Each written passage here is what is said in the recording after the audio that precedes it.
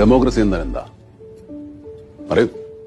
5 വർഷത്തിലൊരിക്കൽ വോട്ട് ചെയ്യാൻ കിട്ടുന്ന ഒരു ദിവസം.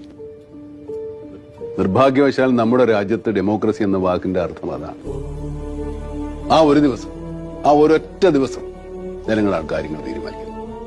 അതിനുശേഷം ജനങ്ങളുടെ മുമ്പിൽ വോട്ടിന് വേണ്ടി ജായ ചെയ്യുന്നവരുടെ ഭാവം മാറും, രൂപം മാറും.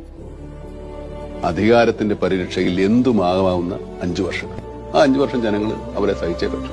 അവരെന്ത് ചെയ്ത തങ്ങൾക്ക് തൃപ്തികരമല്ലാത്ത ജനപ്രതിനിധിയെ 5 വർഷത്തെ കാലാവധി തീരുന്നതിന് മുമ്പ് തിരിച്ചു വിളിക്കാനുള്ള അവകാശം ജനങ്ങൾക്ക് നൽകുക.